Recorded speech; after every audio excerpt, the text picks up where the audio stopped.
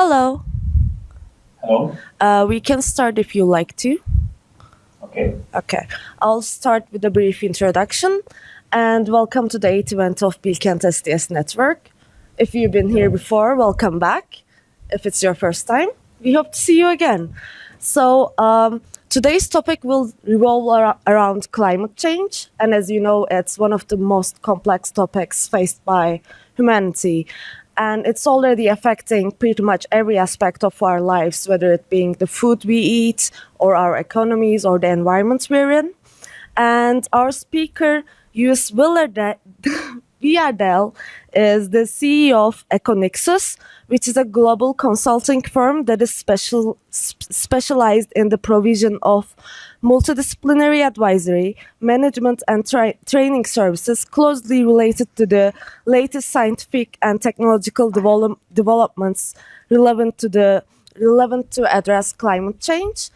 And this talk will dive into the different challenges across the world, as well as the question of the kind of institutions and the types of expertise, including engineering, will be able to successfully guide humanity through 21st century. So with that all being said, if you're ready to, we can see your presentation. And at the end of the presentation, we will take some questions for you if you have any in mind.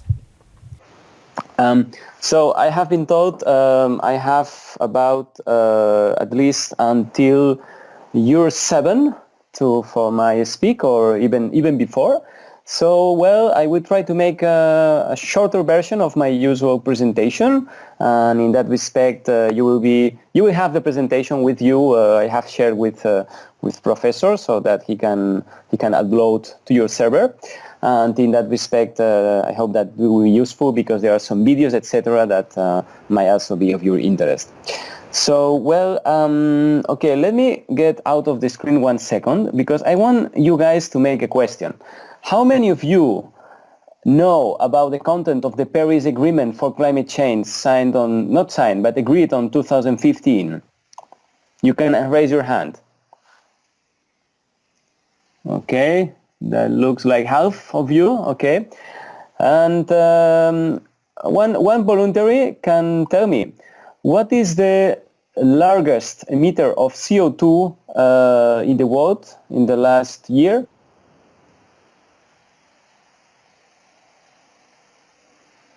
Anyone?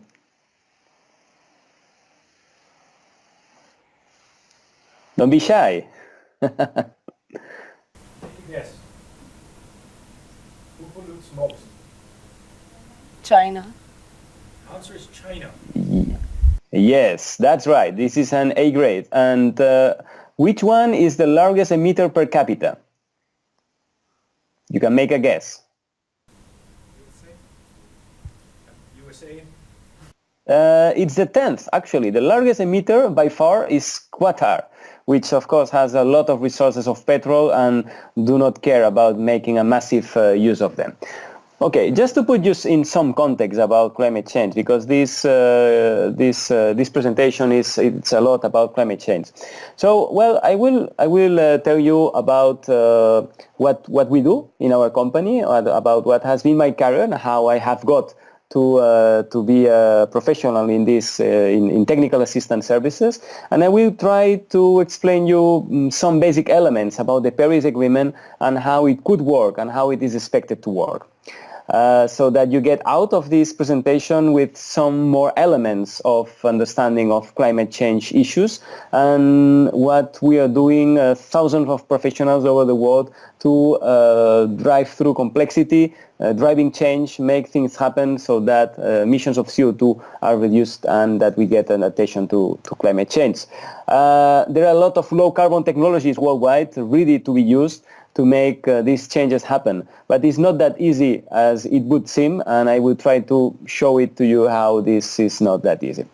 So, well, this is a bit of an overview. I will make a brief presentation about my company. I will give you some hints about my career, so that the Professor Eric told me that could be illustrative for you.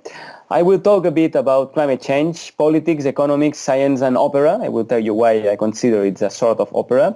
And I will get some lessons on how to drive on climate change mitigation adaptation challenges based in our experience implementing projects worldwide. Okay, just a check.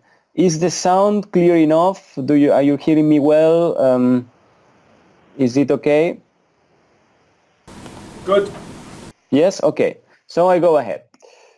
So a vehicle branded EQO, that's the name of my company. This is EQO-NIXUS. You have here my company. So let's look at the website. I just want to so you see where I am speaking.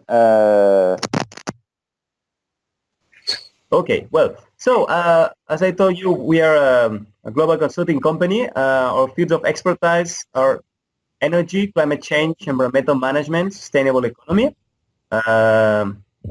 After, you can go into the website and you can see our different services, references, and you can see who are our clients, basically multilateral organizations, public administrations, private firms, and non-profit organizations. So just for you to have a view of who we are. Okay, I get back to our PowerPoint presentation. So you can see that our activity is quite diversified all over the world. We have also experience working in Turkey on energy efficiency applications, and we have offices all over the world, as you can see. So just for you to get an overview about our company. So some hints about the driver, that's me. How I've got to this business and how I got to this specialization. Well, I have always been a very curious person, and I have always been interested about development challenges in emerging and developing countries. Relation to my career is not only about poverty, but it's also about how we tackle climate change challenges. And both things are intrinsically linked. So I started my career working on poverty. Now I work on how to address climate change within a development context. So I had an initial inspiration for space exploration, but as you can see, space exploration has been too slow in recent years. So then I decided to go rather for exploring human condition, poverty, climate change challenges. And for that, as the Curiosity, the Mars exploration rover, I tried to prepare myself with a good education, working hard for getting all the necessary elements as you are doing here in your university. This is Pablo Neruda. This is a Chilean poet. He was working all around the world as a diplomatic representative of Chile. And I've got a lot of inspiration reading his memoirs because he explained how he's got into different countries and how the experience working in different countries transformed himself. So that's what I also wanted in my career, to get into the complexity of different developing or emerging countries and get a direct understanding of what were the issues, not only reading the books, understanding the theories, but also experiencing what were the issues. At the same time, this is the beginning of this century. There were a lot of contests, a lot of polemics around globalization. Globalization started to go fast, started to make substantial changes in both developed and developed countries. And something was not working because there were problems with the localization of companies, there were problems with externalization of pollution. There were a lot of problems, a lot of contradictions that were emerging, and I've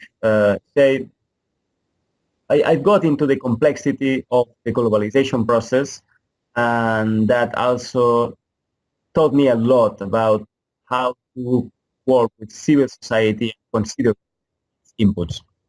That's me. I studied theater because I thought that to some extent it was good to get into the play and to give the right messages to people. So having some artistic education, I think it's good, it's useful, especially if you are going to play with politicians. And okay, then I've got to get a bit deep into the the philosophical roots that lie within our constitutions, that lie within the rights that we want to devote to different populations all over the world. So another important aspect of my career was to study deeply the different philosophical roots that lead our current institutional and political system. Also, I had to prepare for international career, so I went to Sciences Po, which is a very high-performing educational institution like yours. Perhaps you get to know this institution. Especially, it's good that you get. I would advise you at some point of your education to get into an international school when you get people all over the world, because then you are going to work with them. So better if you have had issues with them when you were just a student. I talked before about getting to the ground. So my shocking experience was in Brazil, working in favelas, having problems with violence, working in a microcredit project, and that's where I got a direct contact with real issues in a developing. In the start of my career, I've got the opportunity to work in many different projects in different contexts. In Suriname, with tourism development, in Guatemala, with competitiveness of SMEs, in Philippines, in working for the trade policy in the country, or in Yemen, on working on fisheries. So all this diversified experience focused on poverty reduction gave me a lot of hints about how to address the problematics of climate change, which at the end are institutional, are cultural, are technological issues that need to fit together if we want to get a good outcome. And at some point, as I got responsibilities in my organization, I had also to prepare myself for managing people, for managing organizations at all levels: operational, financial, strategic. So I did an MBA, which is I think I would recommend you to do an MBA when you have some years in your career, because if you want to get responsibility positions, that gives an MBA gives you the tools necessary to drive your organization better. So who I am professionally, I am 14 years of working experience in international development for international organizations and developing and emerging countries, and also European. So this is a bit about me, so you understand where the messages that we will now be giving in continuation from. So let's get to the core of the subject: climate change, politics, economics, science, and over. Well, let's go to the main statement. We should be aware we are running late. We're very late to reduce emissions below 1.5 degrees, which is the increase in global temperature that is considered by scientists to be one that would still keep us in a safety area, even though there will be a lot of consequences that we will need to face. Paris Agreement sets maximum increase of global warming of 2 degrees, which is okay. It's a good objective, but that's not enough, and that's why the Paris Agreement says it's possible to go well below 1.5 degrees. North Pole every year accelerates its melting process. You can see many photos, satellite photos in Google. You can see there how it is really warming events in the North Pole, in the glaciers, in the different mountain ranges all over the world. So climate change is happening, and who does not want to see it? Well, evidence of facts are there. So that's also from my side the strongest. As you can see in these graphics, climate change happened all over the history of Earth, and that is due to the different experiences we register around the sun. So that happens, and that's why we had glacial periods in the past. But as you can see, you see here how the CO2 emissions, the CO2 levels in the atmosphere start to increase dramatically at this stage. And this is where agriculture starts. Because in reality, since we start burning forests for growing our crops, we start climate change in the planet. Of course, not at the worrying levels that we are facing now, especially since 1950. But for you to understand that climate change is not a process that starts with industrialization. It's a process. I mean, climate change induced by humanity. It's a process that starts since humanity started the agriculture. Actually, there is a scientific term, which is the Anthropocene era, that the most reduced say, conception of this concept is that since 1946, when we made the first hydrogen bomb, we entered into the Anthropocene area, where the whole Earth, physical conditions are affected directly by humanity at dramatic levels. This is the first time that climate change became a mainstream issue was when Al Gore, famous, started a big campaign warning the global population about climate. Okay, so this is a video where you can see in the red colors what. Okay, let me go. That's easier. Look at here. Yes.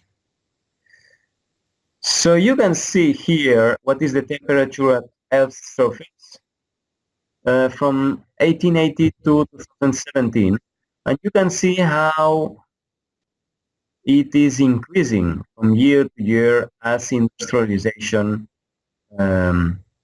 develops, especially in the northern hemisphere, and you can see how the North Pole is one of the most affected areas by climate change. And you can see how at the beginning of this century, the situation is getting worrying. Okay, and you can see here what is the origin of this. Let me stop this. What is the origin of this global warming, which is the CO2 emissions? And you can see very graphically who is getting the emissions. 2006. China, United States.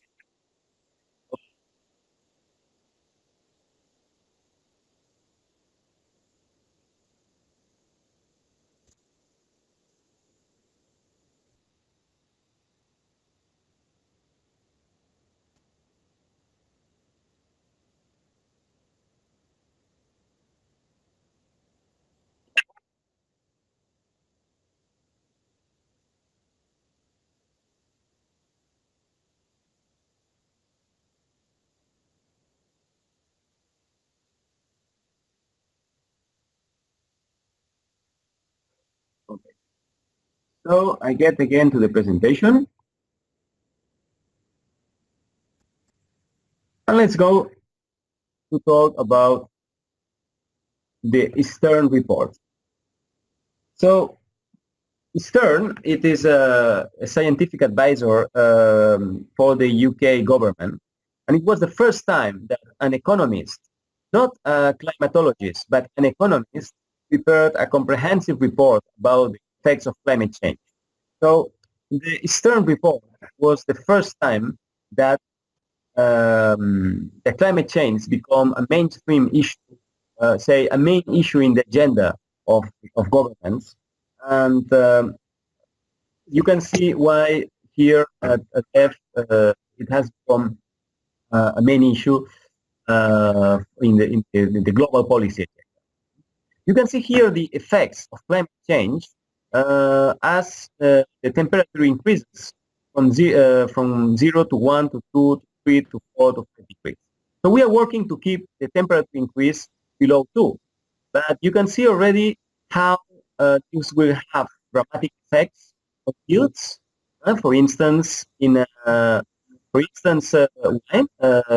wine, can be produced already in higher mountains than before. It can start to be produced in UK. That's a good effect, but a bad effect is that some other lands won't have the possibility to grow the same crop that they had before, which has very strong effects on developing countries that in Africa especially, that we will have to face perhaps stronger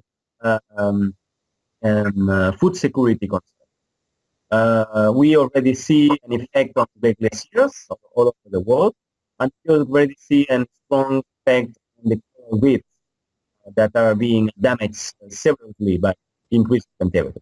But if we go further, the 2 degrees, then effects on the crop fields will be much more dramatic. Many different agricultural yields be possible to grow any crop there. There will be significant increases in water, which has a strong effect on geopolitics and conflicts, especially in the Middle East. There will be strong sea level rises, which could make disappear lots of cities and livelihoods worldwide. There will be a lot of extinction of species. That is already happening, actually, to a minor extent. And you can see that also in the Caribbean or in the Pacific, that the exposure to external shocks in terms of tornadoes, cyclones, all sorts of storms be much higher, which dramatic effects on the population. And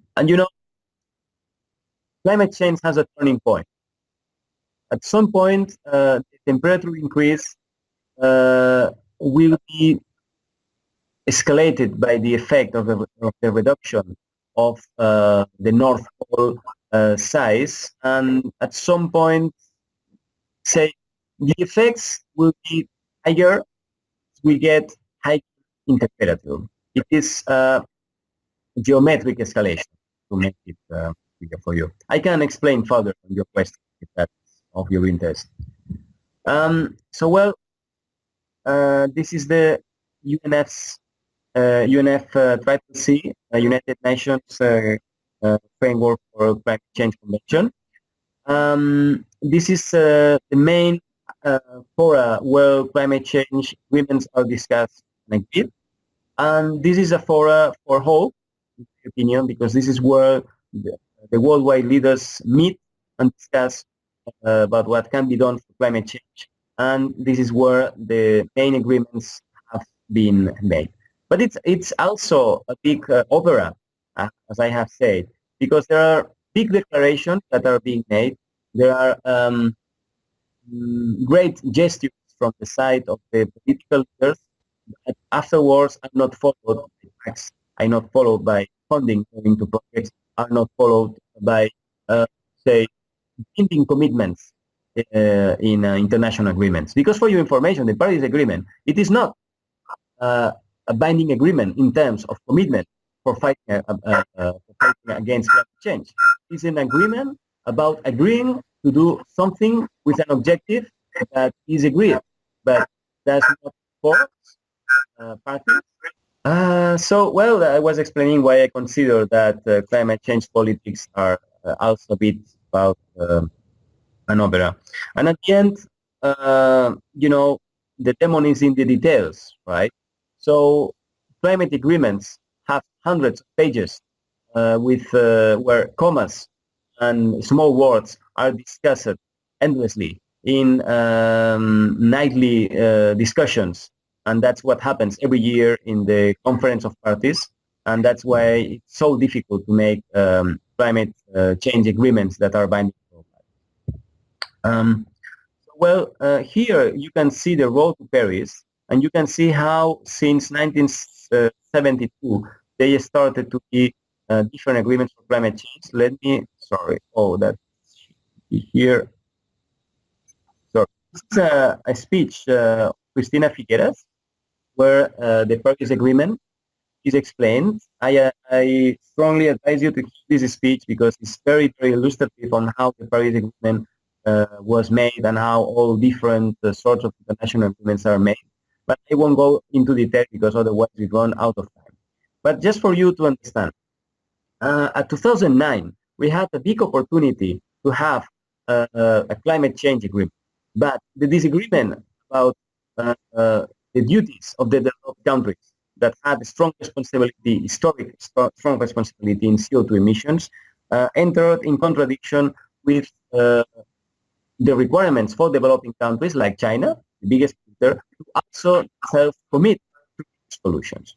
So there was not an agreement on a shared responsibility for reducing CO2 emissions, so the agreement was a failure, right? But at the same time, Christiana Figueres explained, the lessons learned from the Copenhagen failure prepared the path for getting to the Paris Agreement, which is the most important thing of the agreement is that all the countries in the world acknowledge that there is a problem, that we should work together, that we should work together transparently. Everyone must know what the others are doing, and that we must work for a shared objective, which is going below 2 degrees, if possible 1.5 degrees.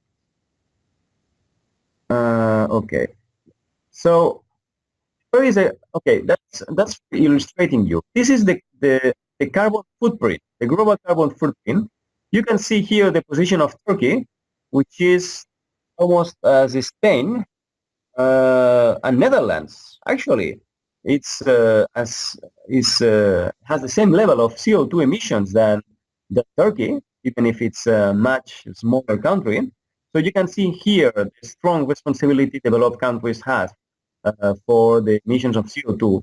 And you can see how even if the emissions of other countries are important, they are still not at peak level they could reach if we take into account their population and the size of their economy. So one main important aspect of the Paris Agreement is the transparency and the universal accounting system.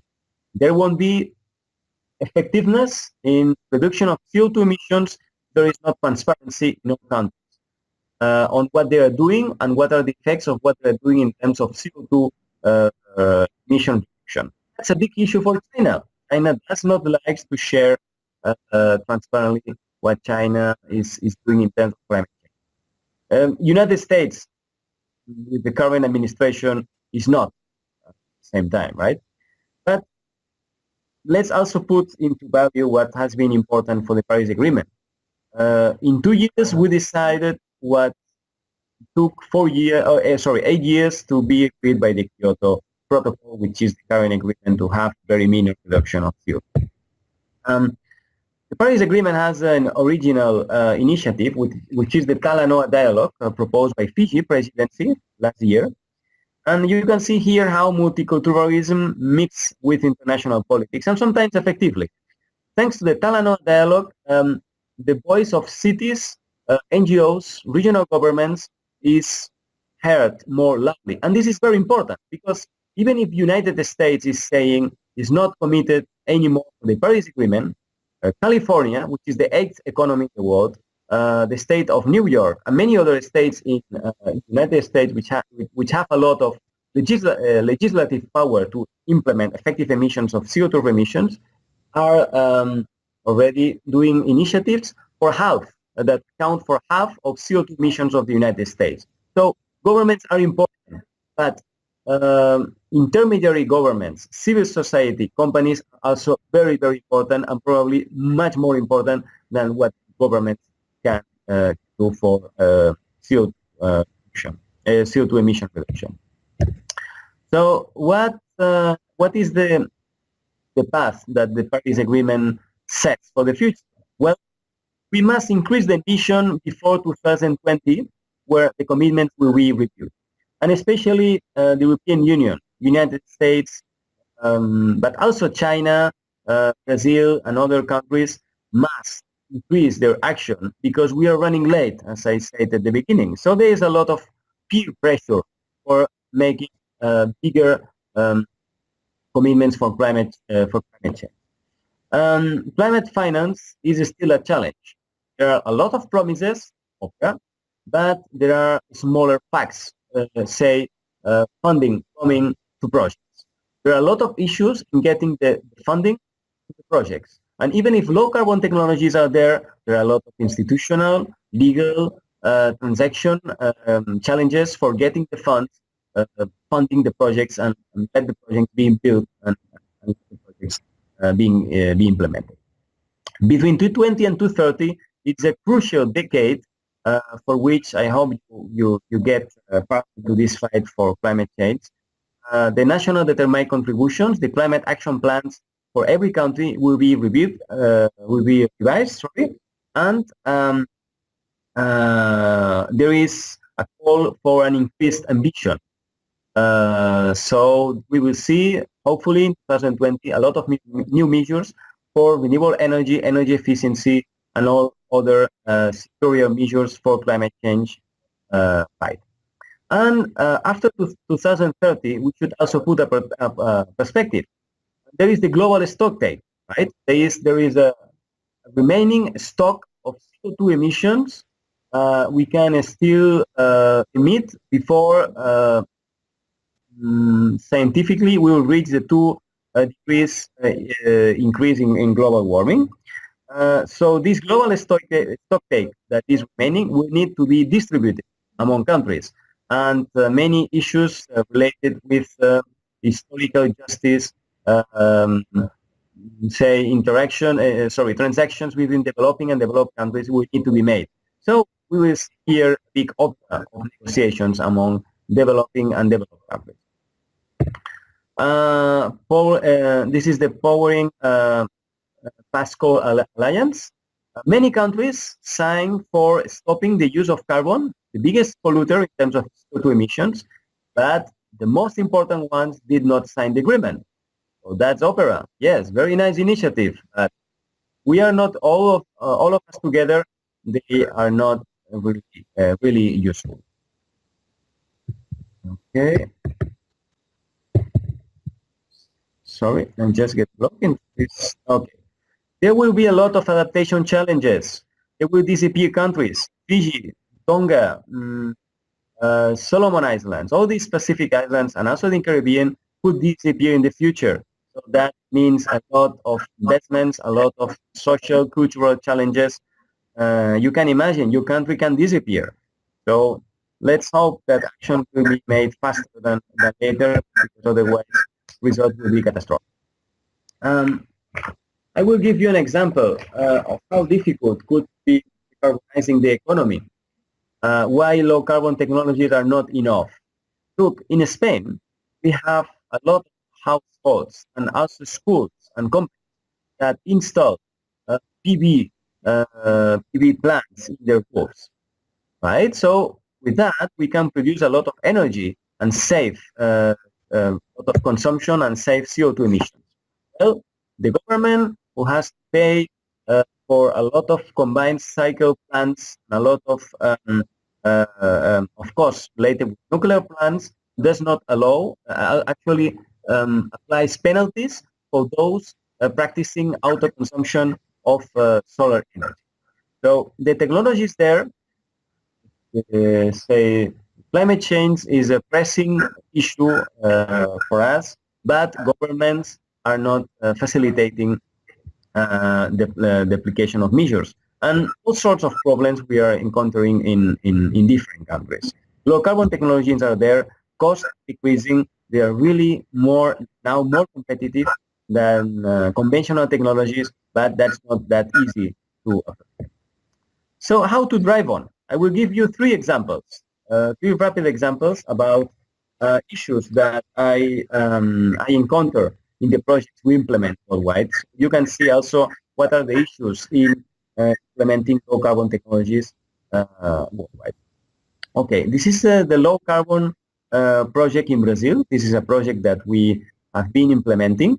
This is a project, it's about matchmaking activities among Brazilian companies and European companies. The European companies have the technology. The Brazilian companies know the market, know which business models can be useful, right? But even if these companies, they want to work together, there are a lot of issues related with customs. There are a lot of issues related with intellectual property. Brazil is a very bureaucratic country and has a lot of issues in making bilateral agreements with another countries.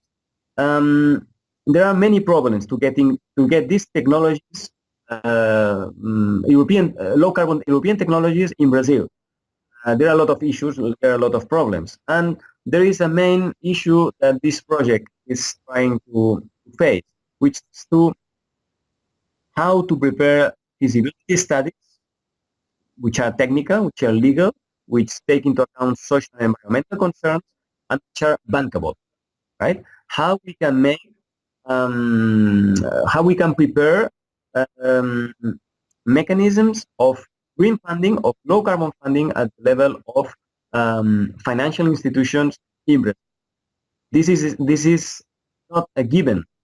There are a lot of there are a lot of activities that have to be done with all these institutions to make this funding available and to make these technologies usable in Brazil.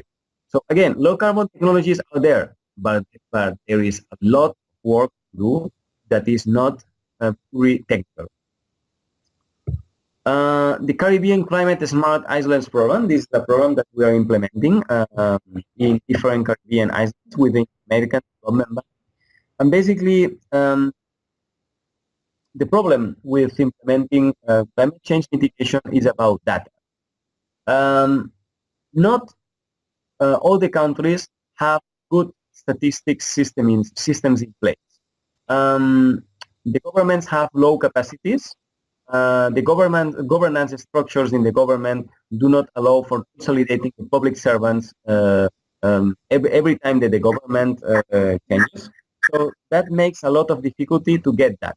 Why we need the data? Because for climate change, everything turns around, say, a universal value, which is the tone of CO2 emission. If we cannot compare, we cannot get the data of the recent years for different sectors of different geographies, we cannot compare, we cannot estimate what will be the effect of new policies, what will be the effect of new projects in the country. Because we cannot say, okay, in year one, we had 100 tons of CO2 emission. And thanks to the project, in year 5, we have 70 tons of CO2 emission. We cannot compare. And there are a lot of institutional, cultural, political issues that affect the work of the technical people like us, right? We have the technology, we have the tools, we have the expertise, but we don't have the means to implement effective policies. Effective projects for mitigation of CO2. Okay, this is Egypt. You can see very visually what is Egypt. Egypt is basically what you see in the green color, right? Egypt is the gift of the Nile. Thanks to the Nile, there is a country with a strong agricultural production and with a strong population, because there is a agriculture that can feed all this population. And you can see also here in this satellite image how the real country is also has the same shape that the Nile. So Egypt is the gift of the Nile. Egypt is facing a lot of problems in its coast because the level the level of the sea is increasing, and because the water resources are being reduced because of desertification produced by climate change. So the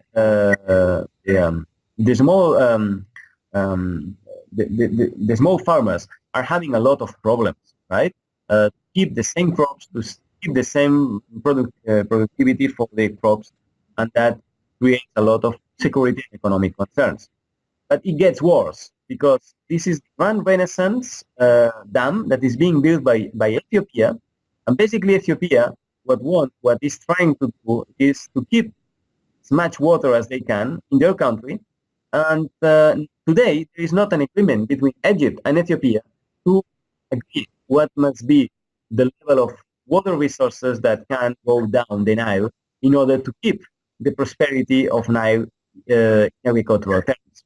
So there are climate change challenges that Egypt is facing, but that can have a deeper effect because the actions of another country, in this case Ethiopia, even if building a dam, sorry, it's a formidable low carbon infrastructure, because then you get a lot of energy, free energy, getting from a renewable resource. At the end, that is causing a lot of problems down to the Nile, to a country, Egypt, that is facing very strong challenges caused by the rise of the sea level.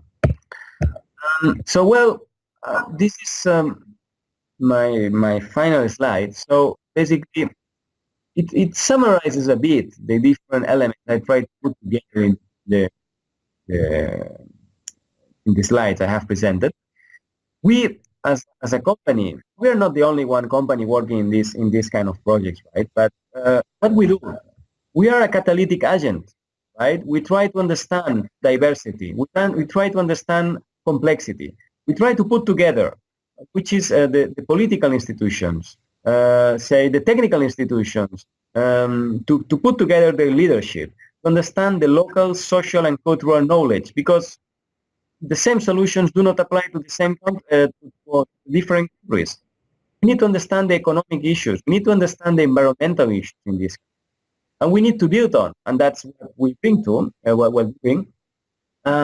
We need to build on the technical and scientific expertise that we have developed in all these years working in projects, and that we continuously develop collaborating with universities like yours in order to have up-to-date knowledge, scientific, technical knowledge, but adapting ourselves, taking into account all this diversity of stakeholders, all this complexity.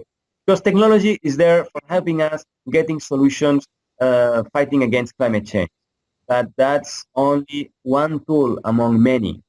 Technology is important for us, but we need to understand the whole context. We want this technology to have meaningful effects in terms of reductions of CO2 emissions, in terms of fight against climate change.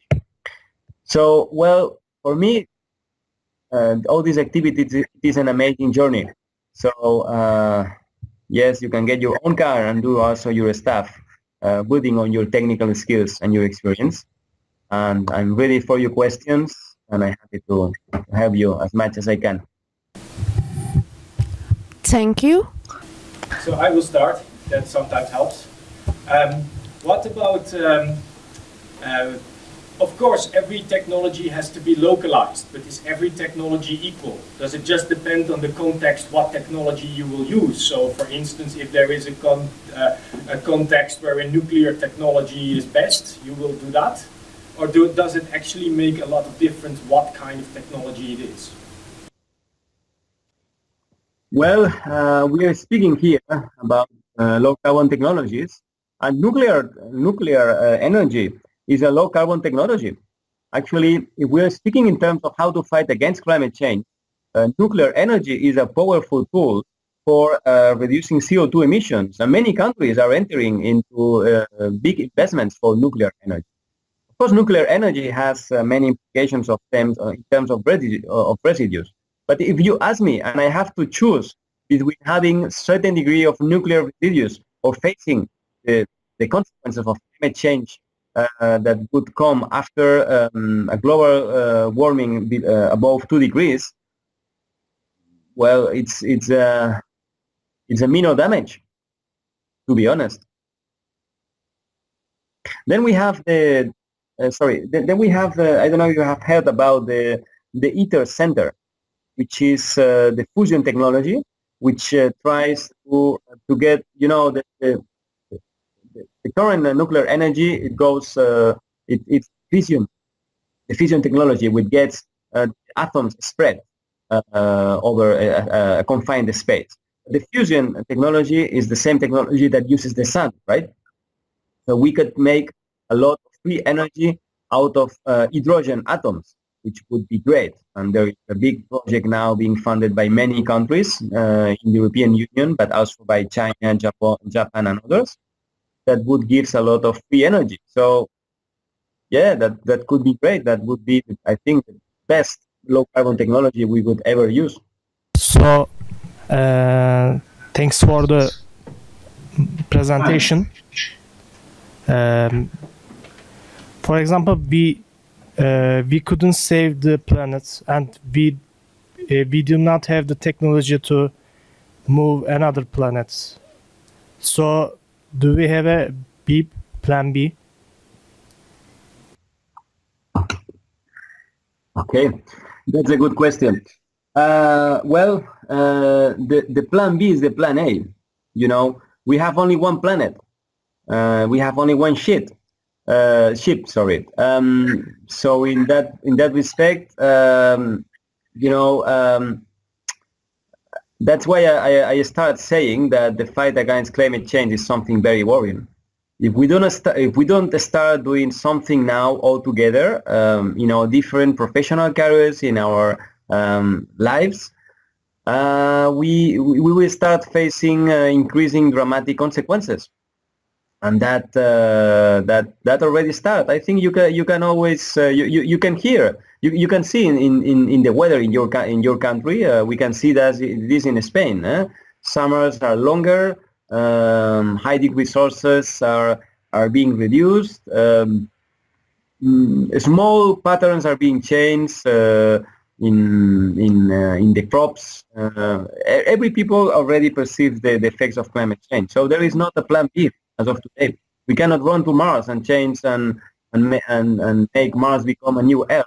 Perhaps sometime the small survivors will have technology to do that. But as of today, let me be honest with you. If we go as business as usual, we're going to a civilizational crash. That's the reality. At the same time, I am optimistic because we have the technologies to avoid this happen. So we just need political will, and we just need at all level of the society, at the company level, at the government level, at all the different layers of government, that things change. But let me insist that national governments are very important, but are not the only actors. Climate change policies are only applied in cities that really makes a big change. Just imagine what can change in Ankara, what can change in Istanbul if you start driving electric cars instead of diesel or fuel-run cars.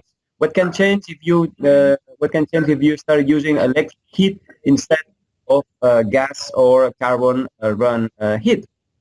Can change a lot in terms of air quality for sure, but in terms of CO2 emissions. And if we get the cities out, what's left? Well, there are small cities. There are the power plants, which are very important for sure.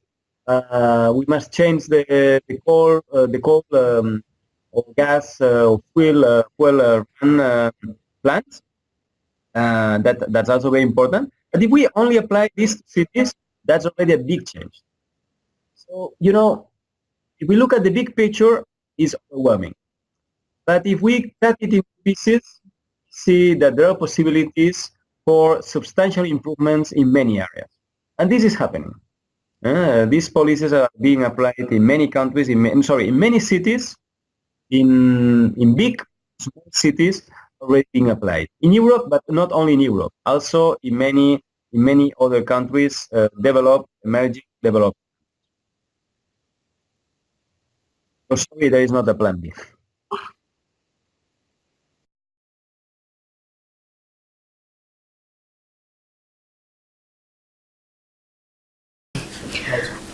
So I was wondering about, you mentioned that the technology gets affected by many different things such as politics and stuff.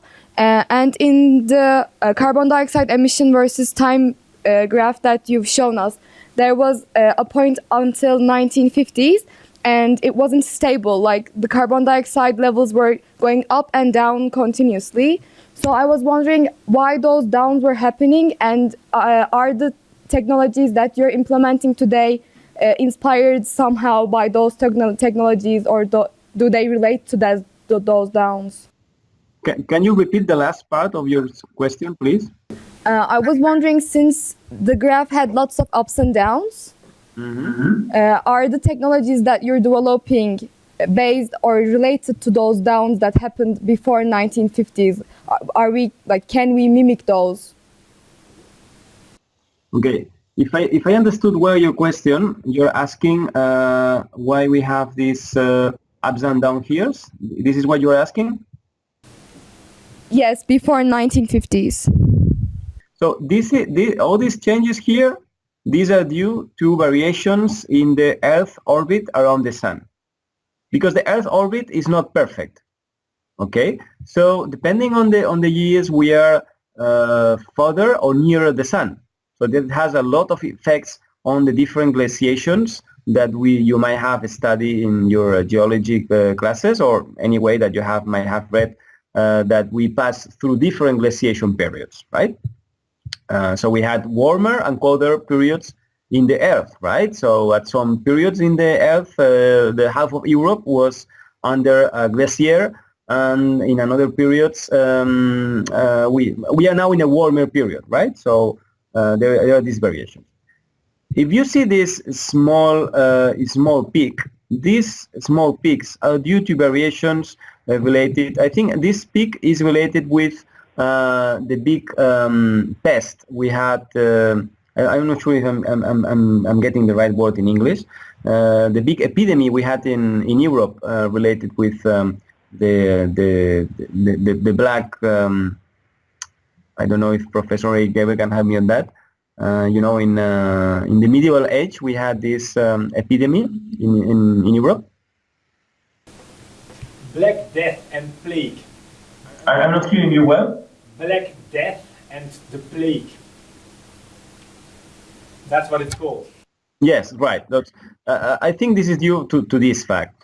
And basically what happened is that since industrialization, especially since the 1800s, the CO2 emissions just started to increase, because that's where we start massively to burn carbon. And there are small variations. For instance, in 1929, we had a bit of a down peak of CO2 emissions, or in 2009 also we had a small peak in CO2 emissions, but the tendency is very clear. There are other graphics that I can share that show the same evolution in the last, I think, the last 300 years. So you can see more easily how these different small peaks are registered. But the tendency is always of an increase, that it just gets higher and higher and higher as we get into the recent years. Until recent years, the progression was geometric. Now it is more of an arithmetic progression, but it is still there. Current negotiations aim for getting the peak on CO2 emissions before 2030. That's a big challenge. And we aim to become neutral before 2100, which I think is too far in time. So we have a very demanding deadline in next years, and a very lax deadline for the next period. I'm sure if I did answer your question. Okay, my question is one of the answers that you gave about the nuclear energy. You mentioned that nuclear energy or fusion of the hydrogen can decrease the carbon dioxide emission, but shouldn't we consider the consequences of the this kind of energy production, because it's also it also has a potential of destruction for environment. I am asking that do we considering these risks? Well, the ITER project, first of all, I'm not an expert in fusion energy. I'm not an expert in ITER project. So what I know about the ITER project is what I have read and understood of public domain documents. But there is a friend of me who is working in the project, so I get a bit more of insights, and that's why I get a bit of more understanding. Look, This is one of the most complex engineering projects that humanity is facing today. The project is so complex that I think, if I remember well, they don't expect any results, substantial ones, before 2030. They don't expect this new type of energy to be commercially viable before 2040, because it's extremely complex. And you very brightly pointed out the main issue, right? Because we are talking about how we can make a small sun react inside a big infrastructure. Well, that's the sun. You know how explosive is the sun, right? Even if it's small, because we're speaking about a reaction that will create millions of degrees of temperature increase, right? So how we build a big building that can keep a strong magnetic field that can keep the destructive potential of this reaction down. That's a big thing. And how you build a building that every installation that has needs to be precise at the millimeter level. As I have been taught, every single piece has to be precise at that millimeter level. So this is a big challenge, and this is the type of challenges. It's like when the humanity said, we want to go to the moon. Yes, very nice, but how we get there, right? We have the challenge, but we don't know yet how we will get to that challenge. And you know, the best technicians and scientists for many different countries have grouped together to develop this project. It's being very complex. It's being very difficult. It's getting lots of funding. So if we get there, that could be a revolutionary change for humanity, also for space exploration with many implications. But till we don't get there, anything is guaranteed. The failure is also an option for this project. We might not get it, right? And as you very rightly point out, there are big concerns about the potential destruction. But if we get there, the impact in terms of CO2 emissions will be great. At the same time, we are not basing the international agreements, the climate change mitigation policies, supposing that sometime will exist an ITER. No, sorry, ITER, it's not the plan B, it's not the plan A, it's not a plan, it doesn't exist. The day it will exist, okay, we will think about ITER. But till then, we need to work with what we have. Solar energy, hydro energy, biomass, geothermal energy, wave energy, tidal energy made out of waves, and some others that with many applications that perhaps you have the opportunity to learn in your studies here in the university. I know you work with Egypt, and let's imagine Ethiopia does reduce the water. What can you tell them that they can do? That's just dramatic, that's just catastrophic. To what extent do you, with your expertise, can make any kind of difference in such a political situation?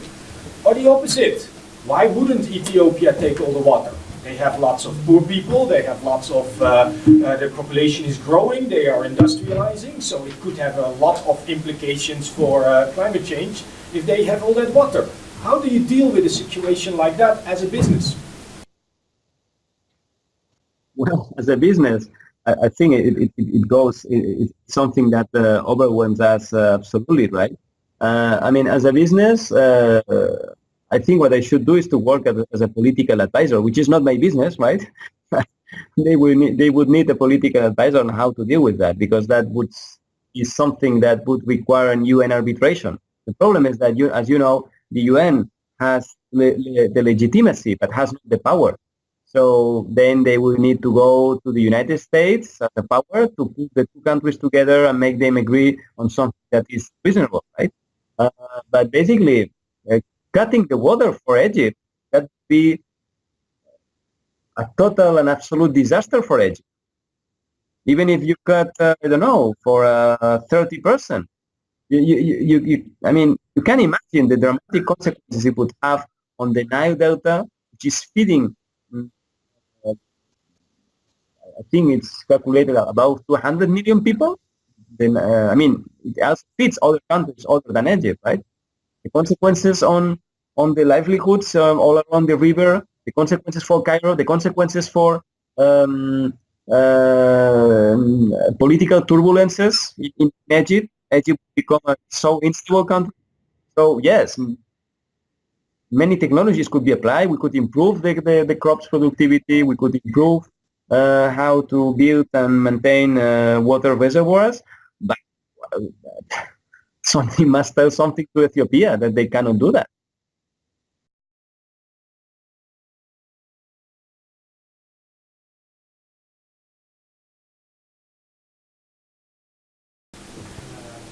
Okay, hello. Do you consider on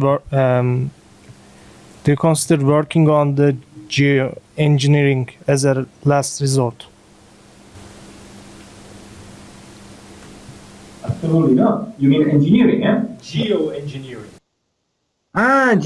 Yes, yes, yes. That's a very interesting. That's a very interesting. I mean, a very interesting thing. It has risks, right?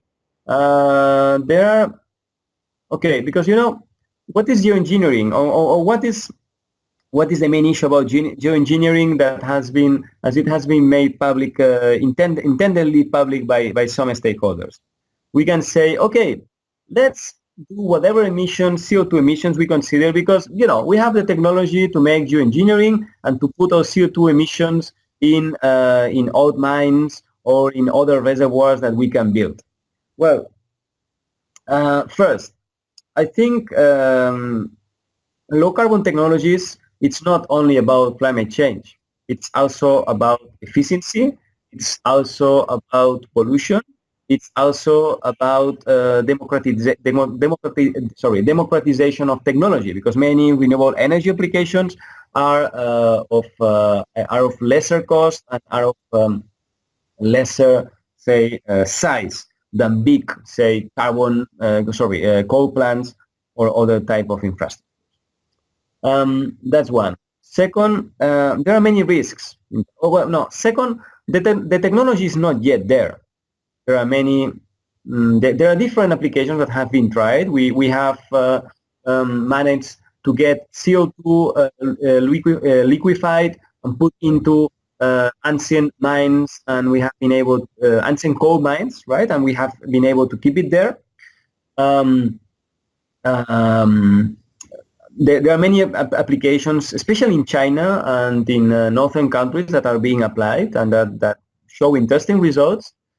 But there have been also studies that have been shown results to say, okay, we can apply geoengineering, but we cannot apply geoengineering for the whole CO2 emissions stock we have in the atmosphere, right? It is the conclusion in the scientific community is that it is one good partial solution that still needs to have a technological development and that has still to face a number of risks.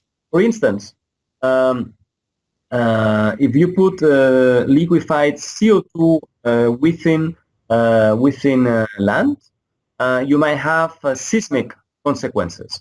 There have been some problems in some cases, right?